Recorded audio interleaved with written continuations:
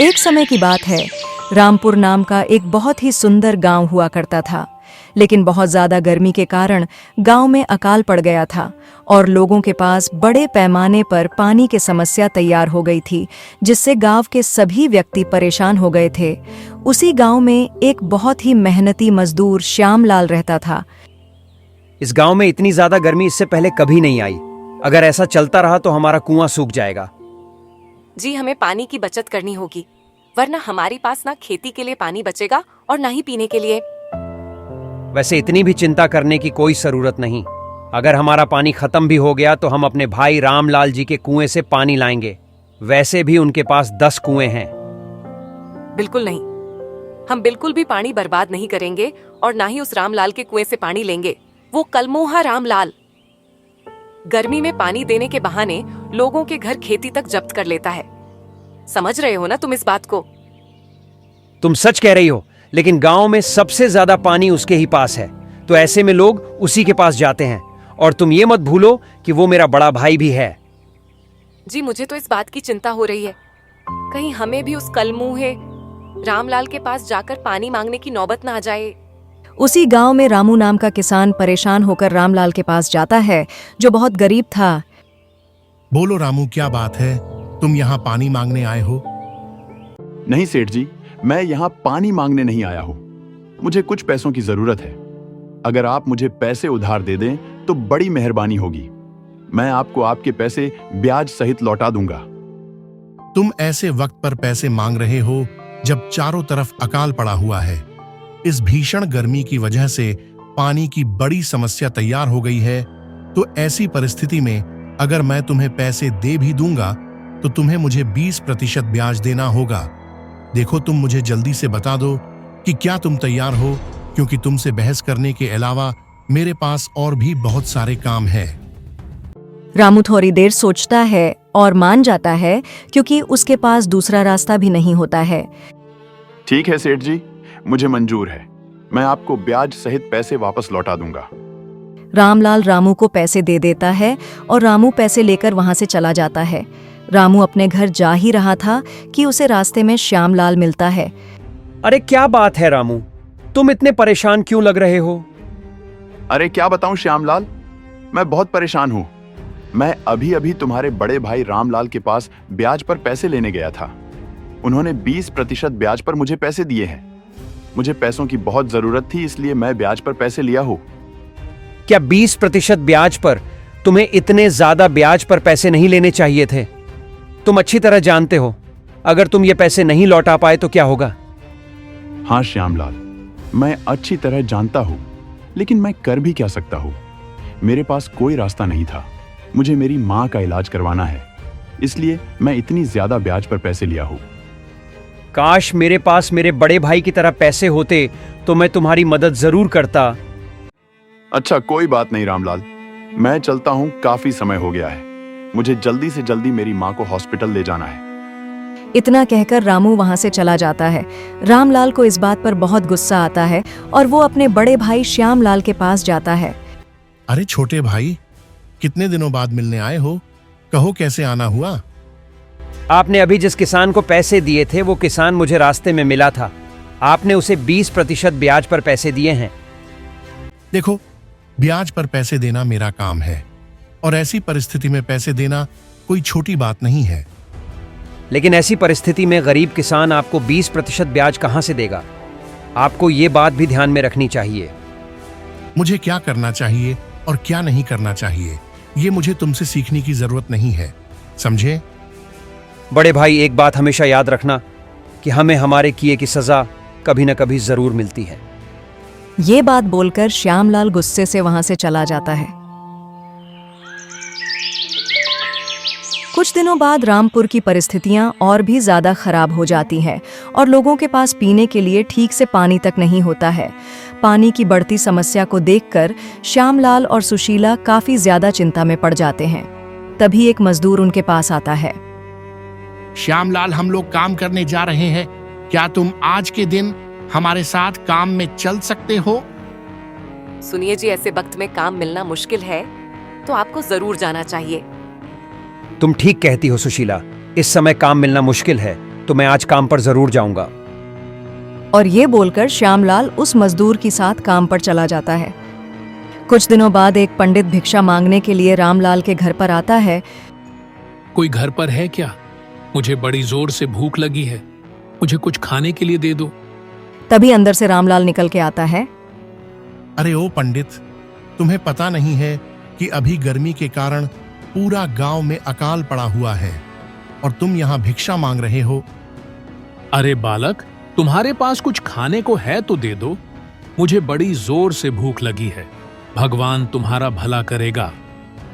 चलो चलो, मैं नहीं मानता इन सब चीजों को। तुम ये बताओ कि अगर मैंने तुम्हें भिक्षा दे भी दिया तो तुम मुझे क्या दोगे?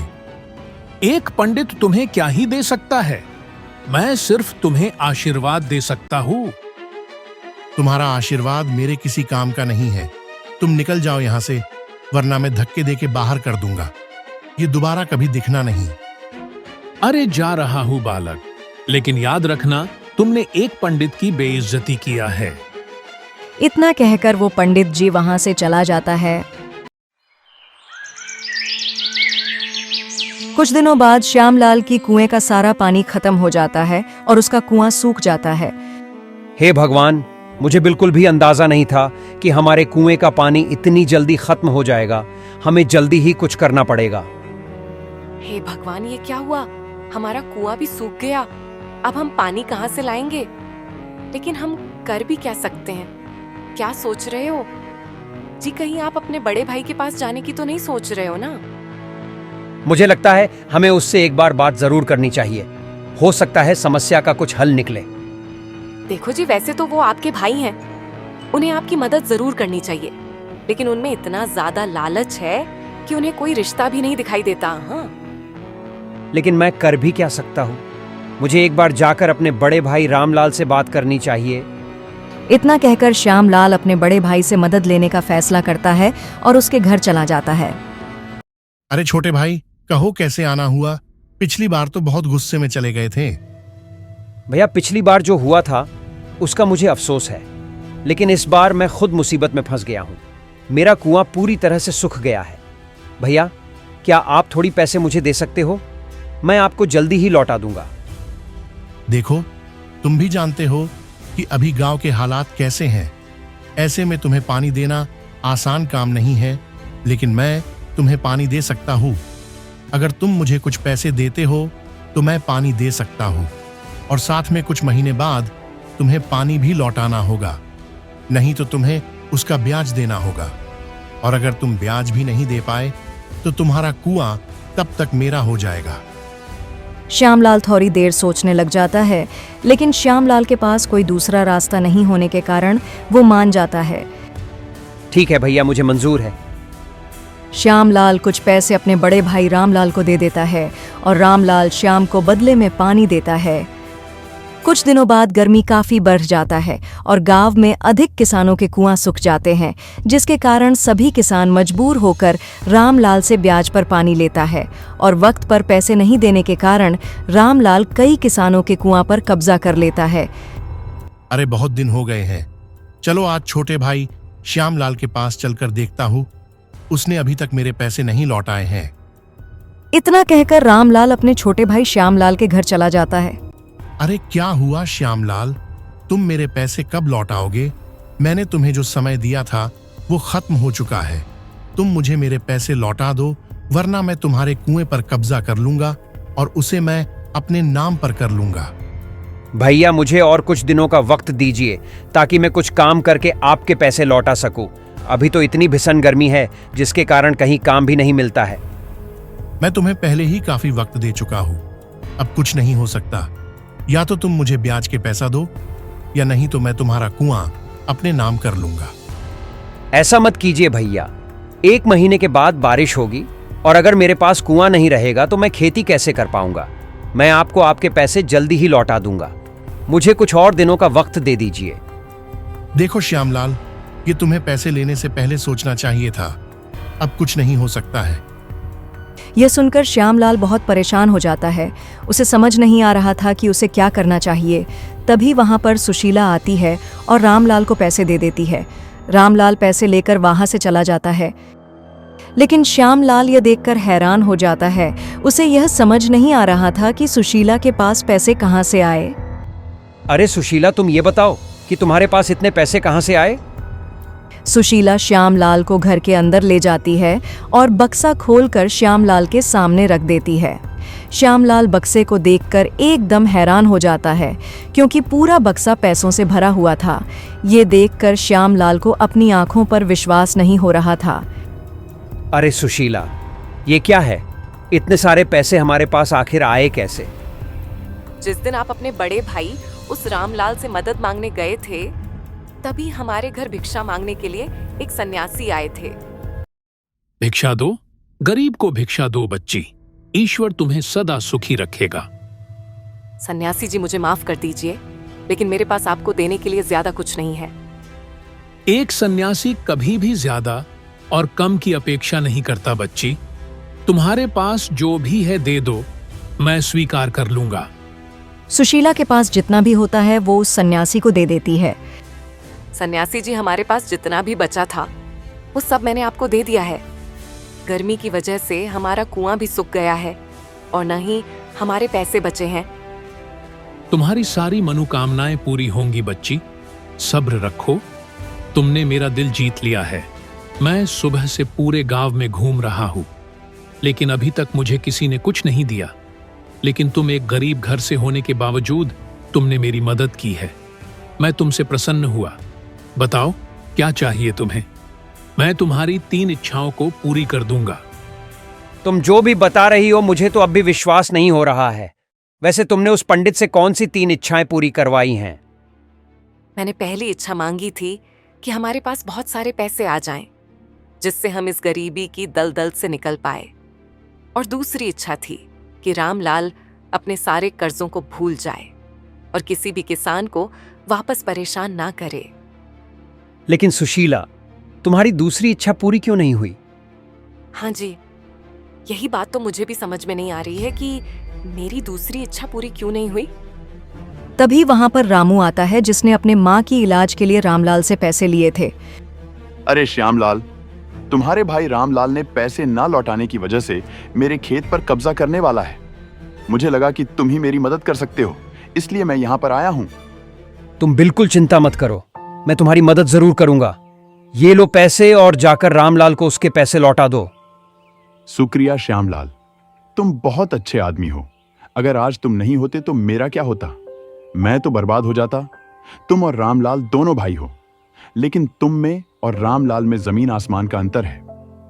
अरे कोई बात नहीं रामू, ये तो मेरा फर्ज था। आखिर हम गांव वाले एक दूसरे के काम नहीं आएंगे तो कौन आएगा?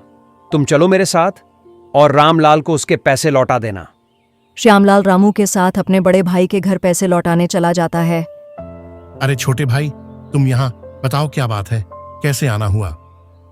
सेठ जी, ये लीजिए आपके पैसे और आपसे विनती है कि मेरी जमीन पर कब्जा मत कीजिए, वरना मैं बर्बाद हो जाऊंगा। मेरे पास एक ही खेत है जिस पर खेती करके अपने घर का गुजारा कर रहा हूं। तुम मुझे पैसे क्यों दे रहे हो और तुम किस खेती की बात कर रहे हो? और मैं भला तुम्हारी खेत पर कब्जा क्यों करूंगा? क्यों छोटे भाई, मैं ठीक कह रहा हूं ना? हाँ भैया, आप बिल्कुल ठीक कह रहे हो। इतना सुनकर श्यामलाल समझ जाता है कि बाबा ने सुशीला की दूसरी इच्छा भी पूरी कर दी है। रामू और श्यामलाल वहां से अपने अपने घर चले जाते हैं। अरे सुशीला, तुम्हारी दूसरी इच्छा भी पूरी हो गई है। क्या तुम सच कह रहे हो? हाँ, मुझे यकीन था वो बाबा मेरी इच्छा जरूर पूरी करेंगे। लेकिन मुझे ये समझ नहीं आ रहा है कि आखिर तुमने कौन सी तीसरी इच्छा मांगी है जो अभी तक पूरा नहीं हुआ। आप धैर्य रखें, मेरी तीसरी इच्छा भी जरूर पूरी होगी। मुझे पूरा यकीन है। मेरी तीसरी इच्छा है कि इस गांव में कभी भी बारिश की कमी न हो। और तभी रामपुर में अचानक बहुत तेज बारिश आती है और पूरा गांव में पानी पानी हो जाता है और सभी किसानों की परेशानी दूर हो जाती है। तो देखा दोस्तों, किस तरह श्यामलाल और सुशीला ने मिलकर रामपुर गांव को भीष्म गर्मी से बचा लिया। धन्यवाद।